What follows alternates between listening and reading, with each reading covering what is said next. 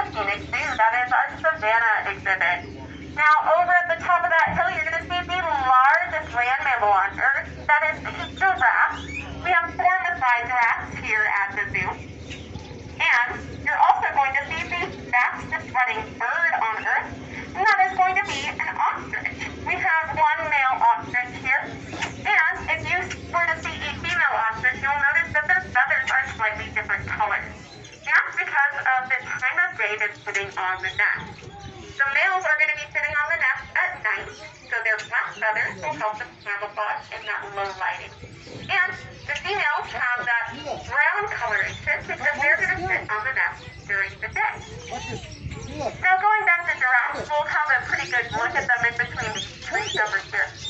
They grow anywhere between 15 to 20 feet tall. And to get an idea of just how massive they are, if you look at their feet, they're about the size of a dinner plate. They measure 12 inches across. Their eyeballs are about the size of golf balls, and their tongues can reach up to 18 inches long. If you get a good look at their tongues, you'll also notice that they're a dark black or blue color. That's going to help protect them from the sun. They do spend a lot of time with their tongue out of their mouth because that's how they're going to wrap around those pointy acacia trees to get their favorite leaves off of those trees. You might also notice, if you've ever been to our giraffe shack to feed our giraffes, that their tongues are also super slippery. And that's because they eat very, very thorny bushes. So that is going to protect them from getting stuck. Over here on our left, you're going to see our Arizona aviary, where you'll be able to walk among all sorts of species of Arizona birds, and you'll also get to see all 13 rattlesnakes that call Arizona home. This might not come as a major surprise to you, but we have the most rattlesnakes of any state in the U.S. Also on our Arizona Trail, you'll get to meet our snake mammal, the ring-tailed cat, which surprisingly is not related to cats at all. They're actually closer relatives to raccoons. Also on this trail, you'll see amazing animals like the pronghorn, the mountain lion, the coyotes, and my personal favorite, the Mexican gray wolf. Mexican gray wolves are highly endangered in the wild, so we are very happy to announce that just this year, we had our first successful cross-fostering of Mexican gray wolf pups. Out in the wild, Arizona Game and Fish alerted us to some pups born in a wild wolf pack about the same time that some pups were born here at the zoo. And we integrated our pups into that wild wolf pack family, and Arizona Game and Fish let us know they are doing fine. Over here on our right, keep an eye out for some really big ears belonging to the smallest canine in the world, the fennec fox. Now, fennec foxes live in Africa, but their climate is very, very similar to ours. They spend a lot of time on hot desert sand, so they're going to have a couple of really cool adaptations to help them cope. First of all, they're going to have fur on their foot pads that's going to protect them from that hot sand. If you've ever walked on a hot sand before, it's not fun. And they also are going to be nocturnal, so they're only going to be out in the cooler hours of the day. Lastly, those big ears.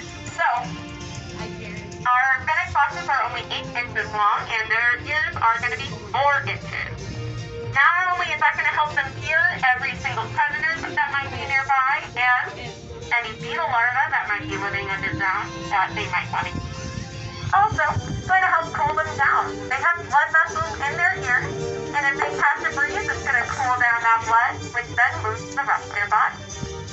Also, back on our left, you're going to see a lot of Arizona plant life, and you might also notice a great big white pyramid that looks a little out of place in our very vast desert here. That is the final resting place of Governor Hunt and his family. Governor Hunt was our very first governor in Arizona, and played a crucial role in their statehood. If you want to get a better look, though, you're going to have to go to Papago Park next door. Over here on our left, these zoos are actually still part of the zoo, and home to our bighorn sheep. You'll notice there's one towards the base of those buttes, kind of walking near this end.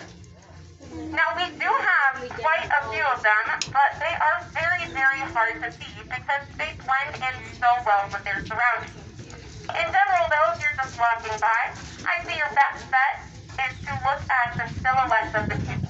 They only need a 2-inch foothold to climb up safely, so they can climb just about anywhere on those over there. And looking over on our left, we're going to keep our eyes out for our male African lion baboon. There's a very good chance he is going to be napping towards this back wall, so I keep an eye out over there. Now we have 2 African lions here at the zoo, and in the wild there's the only species of truly social cat in the world. However, the way things have worked out here, we have a female, her name is Cookie, and she is 22 years old. She's been with us for a long time, and she wasn't too excited about the prospect of sharing her space with a new roommate. So when Babu came just a couple years ago, she wasn't a huge fan. So although they can smell each other through the vents of the night house, we are going to let them out separately on the exhibit. Now, like I said, Babu is going to be taking a nap right here. You can get a really good look at him from the cruiser. And napping is completely normal for an African lion. They actually sleep anywhere from 16 to 21 hours every single day. So that is definitely something we like to see.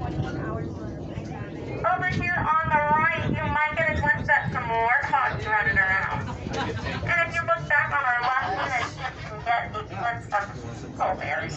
Huckleberry is our sole male spotted hyena, and he recently turned 27 years old, which is very advanced.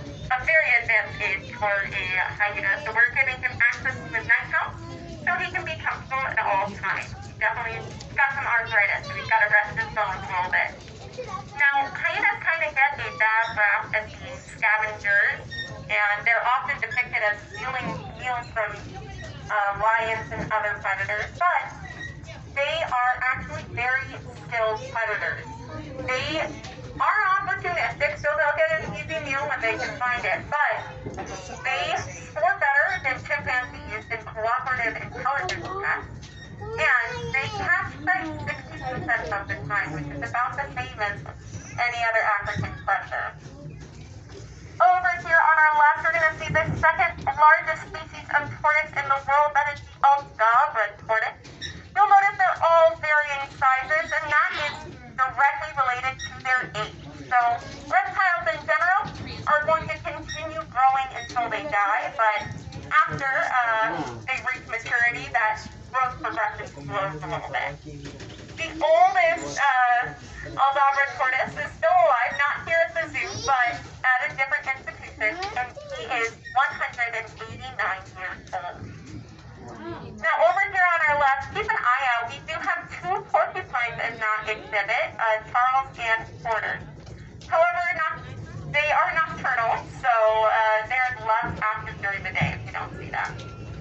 I bet you can imagine their quills, though. That's kind of what they're known for. Some people think that they can shoot off those quills, but I think the truth is even more interesting. So, if they come across a predator, they're threatened, they can lift up their quills, kind of like a turkey, to make themselves look scary and intimidating.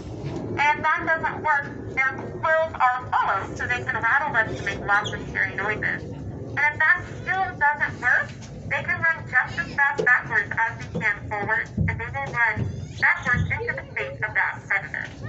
Not fun. Over here, we have 2 southern white rhinos. Over on the left side, we are going to have a Lulu.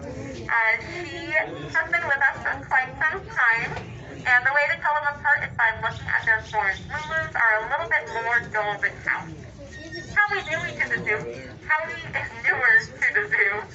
He just joined us all the way from Florida this past February. And over here on our left, you're going to get a really good view of the largest monkey in the world, the mandrill. Now that has a very colorful face, which I think you got a glimpse of, but now he's showing off his other end, which on male equally colorful. That plays into their social structures a little bit. So they will fight. They are territorial, especially the males, but they like to avoid it where they can. So when possible, they will settle disputes by seeing who has the most colorful spouse. And over here on our left, we're going to see our Hamadryas baboons. We see Mojo walking around. That is our male. You'll notice that he also looks larger than the female, and he's got a very fluffy coat of fur. And that's going to be for a similar reason as the mantle for your head. So, in order to avoid a fight, they're going to try and be as fluffy and intimidating as they can. Oh, if you take a look over here on the left, you're going to see a little bit of a dance in our gray crowned crane. They are known for their intricate displays when mating, although that could have been a territorial display as well. Over here on our left, we're going to see a couple of African predators. Keep an eye out. Yes, they are still napping in that same spot over in the shade towards the right-hand side. You're going to see three very, very scary and intimidating, sleepy African painted dogs. Now, they look adorable. We call them the Spice Girls because they're three sisters whose names are Ginger, Nutmeg, and Pepper. However, they are definitely, if you were in the wild with them, I would definitely be concerned. They are highly effective predators. They use endurance and teamwork to wear down their prey, which they get successfully 80% of the time. Over here in our next exhibit, you're going to see an animal with a very different tactic of catching prey. We're going to get a really good look at one of our cheetahs where my train is passing right now. Just go ahead and look in the shade and you'll see the other one napping along the fence on the right-hand side. Now, cheetahs are the fastest land mammal on Earth, reaching speeds of up to 75 miles an hour. And they can actually get up to 60 miles an hour in only a few strides. They're actually also the only pack that does not have retractable claws. That is going to aid them with their speed because those claws will almost act as sleep. However, they are going to have to catch their prey quickly because they cannot maintain those speeds for very long and run the risk of overfeeding. And if that is a lost meal, not only have they lost a lot of energy, they're going to have to wait and cool down a long time before they try again. Over here on the left, you're going to see our conservation center. If you come back here later on today, you can get a good look into our Mexican garter snake and our Chiricahua leopard frog enclosure. We do have quite a variety of endangered species native to Arizona here, but we're going to keep them out of view of the public generally because the goal is to breed them and re-release them into the wild. Our Chiricahua leopard frog program is celebrating 25 years this year, working with Arizona Game and Fish to do what we call the Head Start program. Arizona Game and Fish will locate egg masses out in the wild and bring them here. We will help them reach later stages of development, so we'll make them tadpoles and froglets, sometimes even full-grown adults, and then we'll re-release them in the wild with better chances of survival. We've actually done that with 27,000 Chiricahua leopard frogs at this point. Over here, say hello to our friends over at the camel ride. We've got Isaac, Crockett, and Goliath, our three camels, willing to give you a ride around. And over here on our right, we're passing by the Inner Africa Trail. So if you were to come back here, that trail would lead past our otter, as well as our greater flamingos and our grubby zebras. And we'll drop you off where we started our tour today. Coming up ahead, we are now going to be starting our Tropics Trail tour. On the right, we're going to be passing our Inner Tropics Trail, tropical animals that live in Asia. And over here on the outside, we're going to be seeing tropical animals that live in the Americas.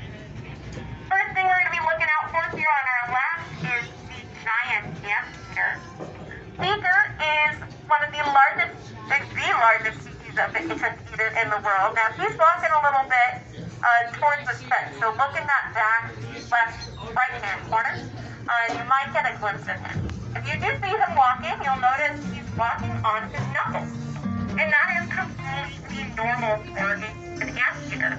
They have very powerful claws, capable of breaking through termite mounds as strong as concrete. Hello, And they want to keep those claws safe, so they're going to walk on their knuckles. For all our guests, staff. Back on our right, keep an eye out for any movement in the leaves and the trees. You might see some of our common squirrel monkeys. Common squirrel monkeys are pretty small. They are only 1.5 to 2 pounds. But when they lack in size, they make up for in numbers. In the wild, they can live in groups of up to 300 individuals. So they're more than capable of protecting themselves. And continuing on our right, keep an eye out for a couple of our black color monkeys. Oh, they're both very, very visible right now. You'll see one is laying across a log and one is on a platform right next to us. The one next to us, you might notice, is not black. That is because all black color monkeys are actually born brown. And then the females are going to stay brown as the males mature. They're going to be the ones that turn black. Alright, and over here on our right, you're going to see, hopefully, some of our rheas. They're relatives of the emu and the ostrich. They live in South America, and one thing that's a little different about them is that the males are going to do all of the caretaking. So the females will lay the eggs, but the males will sit on the eggs for the entire time. And they will make sure to care for and feed any chicks that hatch. Also on our right, you might see some feathers belonging to our Chilean flamingos. There are 6 species of flamingos in the world. We have 2 of them here at the zoo. Our Chilean flamingos and our greater flamingos on the Africa Trail. They vary in size and coloration, but they all are going to be different shades of pink. And they're going to get that coloration in the same exact way. When they hatch, they're going to be gray, and as they mature, they develop an organ in the back of their throat, which will help them process beta-carotene. Beta-carotene is found in their food. They like to eat lots of fish, and they filter through their nose. They actually put their head upside down into the mud, and they filter that way. Now, if we look over on our right, peek through these trees, you might see some amazing animals from South America. And if you look right here, you might get a glimpse at our Andean bear, Rio. Now, if you do get a good look at her, you might also realize why she's sometimes called a spectacled bear. Andean bears have lighter colors. They're generally black, except for their face, so right around their eyes, they have a lighter colored fur. If you get a chance to look at the Forest of Bucco, I highly recommend it. Not only is it nice and shaded on a hot day like today, but it's designed a little bit differently, so that way it looks a little bit more like you're looking into their natural environment. Now over here on the left, I want you to keep your eyes out for an animal that might look somewhat familiar. They tend to sleep towards the back, but we have some Chicalan peccaries here. We're actually one of the very first institutions to have them in our collection. And you might compare them to Arizona's collared peccaries. You might also call them pavolinas. Now, as much as they look like pigs, you might be surprised to know that they are not in fact related to pigs at all. They are actually closer relatives to hippos. Now, over here on our right, you're going to see some gigantic tortoises chowing down on some food. Those are Galapagos tortoises, the largest species of tortoise in the world. In fact, they are so large where they live on the Galapagos Islands, they play a similar ecological role as the elephant. They're the only thing big enough to knock down trees and plants, which not only gives those tortoises extra resources, they're going to help the other animals in their ecosystem. You look over here on our left, you're going to see a great big lake, and then you're going to see what looks like a little barn. That is Heritage Farm. You'll see lots of different farm animals here at the zoo.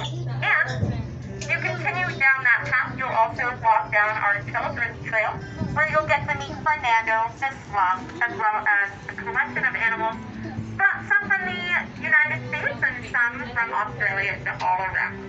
I definitely love walking over there and looking at the wallabies. Over here on the right, we are looking into our Asian elephant exhibit. My apologies. We have two Asian elephants here at the zoo. We just completed this expansion of their exhibit last year, and you might see them. I did see a little tail wagging, so she might be standing in the doorway. They, throughout the day, will switch out the elephants between the two halves of the enclosure. And that is because elephants are awake 20 out of 24 hours every single day. And in the wild, they're going to walk up to 30 miles every single day. So we're going to make sure that they have lots of opportunities to move around, maneuver around various objects, and they'll get to smell and play, and they have a lot of toys to help them with that. So it looks like they did just shift because we have an elephant entering her enclosure now. It kind of looks like Tina. We have two Asian elephants, like I said, and the best way to tell them apart is by looking at their face. As Asian elephants age, they lose pigmentation in their face and ears, so they turn kind of pink. Unfortunately, it makes them a little bit harder when they cover themselves in dirt, but that is also going to be really important to their health. Covering themselves in dirt not only protects them from any bugs that might try to harass them, it's also going to act as a sort of sunscreen. And if any of you have pets at home, you might have played the game where you hide food or scents around your house. We kind of do the same thing with our elephants, so today our keepers have hidden peanut butter and garlic powder for them to find and explore. You come every day, check out on the other half of that exhibit, you'll see some whiteboards, and the keepers will update those every day with what fun and toy is waiting for our elephant. Now I want you to take a look at this little display box on our right, and first you're going to see that huge skull. That belongs to an Asian elephant, and that hole in the head is what some people say created the myth of the Cyclops. And in that right corner, you might have noticed something that looks somewhat like a white switch. That is actually the model of an elephant tooth. They have 4 teeth in their mouth at any given time, and because they eat by grinding side to side, they wear down their teeth very, very quickly. So they're going to go through 6 sets of teeth in their lifetime. Continuing now on our right, we're going to see our Sumatra tiger exhibit. So first, that building you saw is our night house. So we have 3 tigers here in the zoo, Dari, Inda, and Jay. But they are not social animals, so we're going to keep them separated. So there's always one in the night house, and there's always 2 out on exhibit. And I'm going to keep an eye out for them. But Sumatra tigers are the smallest species of tiger in the world. The males only get to be about 250 pounds. If you compare that to Siberian tigers, they are 600 pounds. If you compare that to Babu, he is about 450 pounds, twice the size of these guys. So there is a tiger sleeping over there, right along the bamboo at the back of that fence. And I know I personally, whenever I see a picture of a tiger, it's usually this bright orange tiger on a bright green backdrop because they live in such a tropical climate. And you might think to yourself that tigers must not be good at camouflage if they stick out so brightly. Something to consider though is that the animals that tigers prey upon are typically dichromatic. So they only have 2 color receptors in their eyes, whereas we have 3. The 2 colors that dichromatic animals cannot tell the difference between are going to be red and green. So that means where we see a bright orange tiger on a green backdrop, the animal that is going to be trying to get away from the tiger can only see the 1 color. Now over here on our right, we're going to see our lake, which is at the center of the zoo. So if you can find the lake, you can find just about everything else. And over on our right, we're going to see our carousel. Everybody say hi to Elise, waving to us. And this carousel is super fun if you want to check it out. And the pathway right next to it is going to lead to our rideable rentals, as well as our Stingray Bank, our Arizona Trail, and the exit if that's what you're looking for. Now, we are going to be stopping at just a moment, so take this time to collect all your belongings. We'd hate for you to leave behind any water, cell phone, trash, or loved ones. And I will let you know when we've made a complete stop and it is safe to exit. Thank you again for joining us today. And thank you to Valley Toyota dealers for sponsoring our trip.